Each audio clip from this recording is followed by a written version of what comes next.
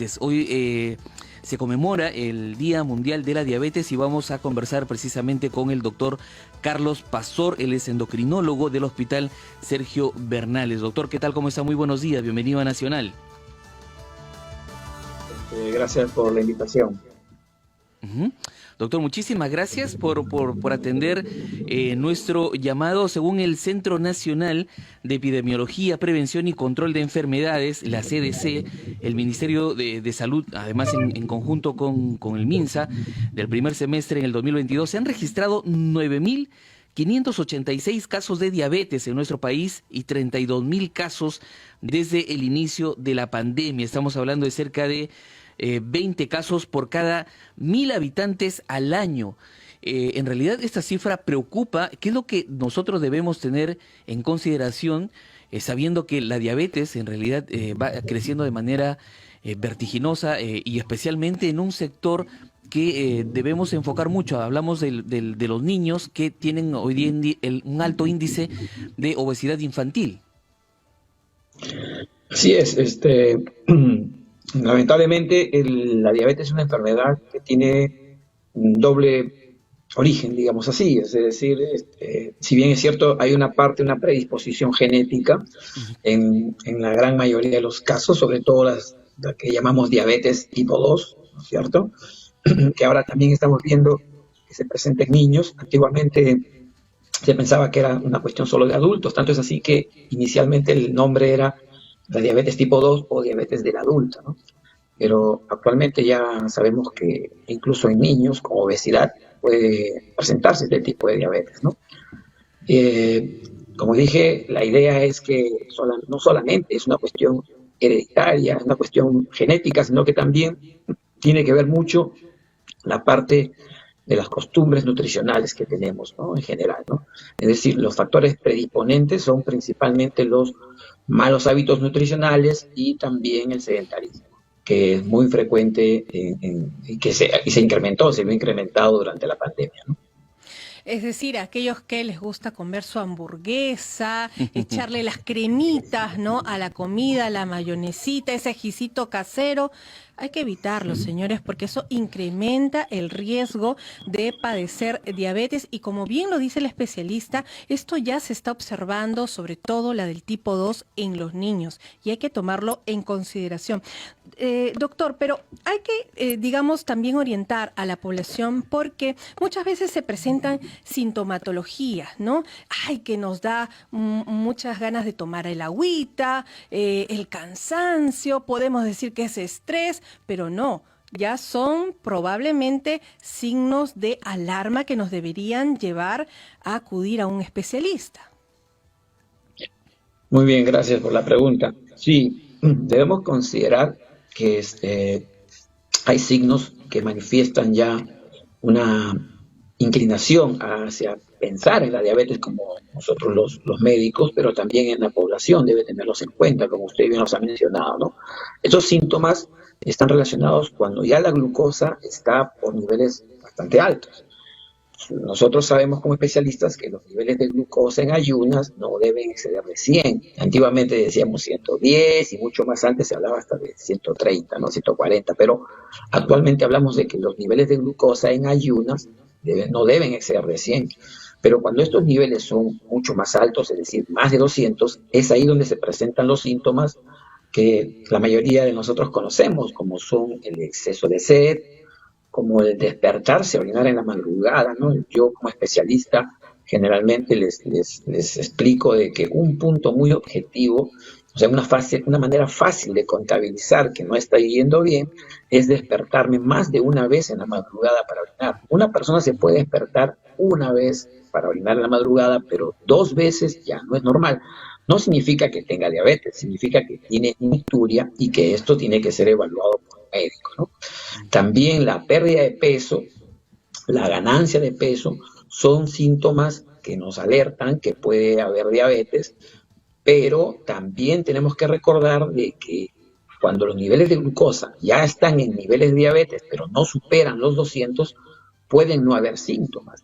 Es por eso que recomendamos que las personas mayores de 40 años, que tengan antecedentes de familiares diabéticos o que tengan obesidad, deben hacerse un control anual de glucosa en ayunas, ¿no?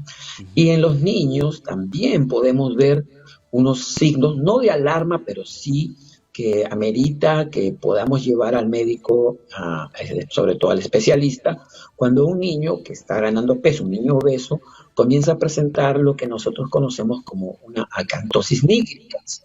El nombre es medio raro, pero la forma de detectarlo es muy simple, simplemente viendo el cuello del niño, las axilas, ¿no?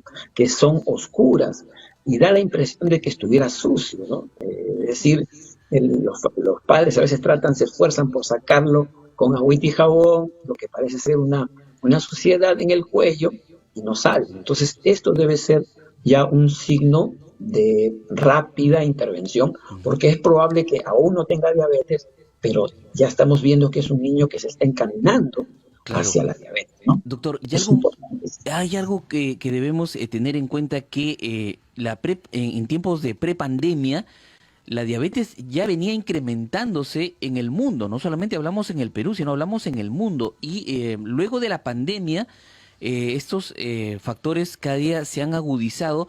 Usted nos dice respecto a los malos hábitos alimenticios y al sedentarismo, pero digamos, si queremos combatir uno de los dos, ¿cómo hacemos? ¿Hay que combatirlo los dos en paralelo? Claro, sería lo ideal, ¿no? Tratar de combatir ambas cosas, ¿no? Tanto el sedentarismo como la parte nutricional. Eh, yo siempre les explico a mis pacientes, y cada vez que tengo la oportunidad de dirigirme al público en general, es de que, por lo general, el principal hábito que tenemos, digamos, de forma inadecuada, es la cantidad de comida que comemos. Es decir, ya sabemos que la comida es gratificante, genera placer, ¿no? Ahora se habla mucho de la famosa dopamina, que es el neurotransmisor que nuestro cerebro produce cuando busca situaciones gratificantes. Tanto es así que se está considerando a la comida como una forma también de drogadicción en los obesos, ¿no? Se considera que es casi el mismo deseo, la compulsión por querer satisfacer, generar placer a través de la comida.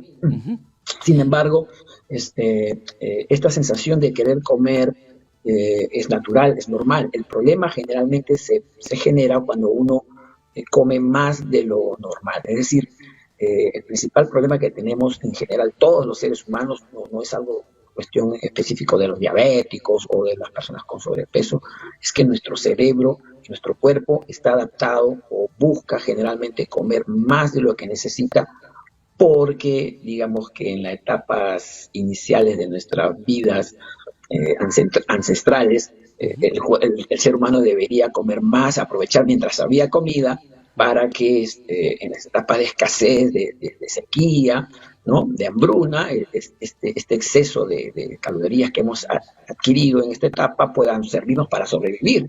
Entonces, eso se ha quedado en nuestra psicología, en nuestros genes, y actualmente pues las personas tenemos la posibilidad de comer 3 o más veces al día y comer todos los días, ¿no? Entonces, si le damos rienda suelta a este impulso que todos tenemos, pues normalmente vamos a comer por lo general más de lo que necesitamos. Un ejemplo muy simple, ¿no? Sabemos que es suficiente con comernos un pan en el desayuno, ¿no? Porque aporta los 30 gramos de carbohidratos que necesitamos en la mañana. Sin embargo, pues muy poco. ¿Ese pan de qué debe ir acompañado, doctor? ¿Ese pan de qué debe ir acompañado? Claro, la idea es que el desayuno nosotros debemos tener en cuenta que lo que necesitamos son líquidos, carbohidratos, ¿no es cierto? Y algo de proteínas, ¿no es cierto? Entonces, los líquidos, si son niños, siempre se busca que los líquidos sean líquidos nutritivos, ¿no? Como la leche, los yogures, etcétera, la avena, ¿no? Pero los adultos debemos buscar que esos líquidos sean solamente líquidos, infusiones, ¿no? Muchos de los adultos nos estamos acostumbrados a pensar que ya de adultos también necesitamos beber leche, pero ya no. necesitamos líquido principalmente. Y dentro del pan, con lo que usted preguntaba, ahí debe ir las proteínas. Entonces ahí debe ir la mejor proteína y más económica que podemos encontrar, y la mejor proteína del mundo es el huevo. No digo que comamos huevo todos los días, porque la idea está en hacer variaciones. Es decir, un día puede ser huevo, un día puede ser quesito, queso fresco sobre todo, otro día puede ser palta, otro día puede ser aceitunas. La idea está en variar nuestros alimentos diarios, pero yo personalmente considero que hasta 3 huevos a la semana, con todo y yema, son saludables, ¿no? Es muy importante mantener entonces una dieta balanceada, no llevar, señores, pues en el maletín, en la cartera, el chocolate, las barras energéticas que muchas veces están combinadas pues con algunos elementos que generan el alza de la glucosa y que a veces lo tomamos como no va a pasar nada, es algo muy natural, pero eso va incrementando los excesos que no debemos de tener en consideración para evitar esta enfermedad silenciosa como es la diabetes. Pero, doctor, cuéntenos aquellos factores de riesgo que desencadenan esta enfermedad, que es importante también orientar a la población. Claro, como comentamos también al principio, además de la parte nutricional, está la parte de la actividad física, ¿no? Actualmente existen ya bastantes estudios con respecto a lo que debería ser una actividad física adecuada, ¿no? Vamos primero a lo mínimo recomendado por las organizaciones mundiales de la salud, por la OMS, ¿no? Que hablamos de 150 minutos de actividad física a la semana. Estamos hablando de más o menos 30 minutos de lunes a viernes, por decir así, ¿no es cierto? 5 veces a la semana. O cada persona puede distribuirlo de acuerdo a sus posibilidades, ¿no? Eso es lo mínimo que se considera como actividad física a la semana. Sin embargo, necesita correr la persona, tan solo caminar. No, claro, casualmente es a esa partida, ¿no? Ahora, la mayoría de nosotros tenemos un dispositivo a la mano que tenemos y lo andamos todo el día, que son los celulares, ¿no? Existen diversos programas, esos aplicativos, que pueden contabilizar los pasos que damos al día, ¿no?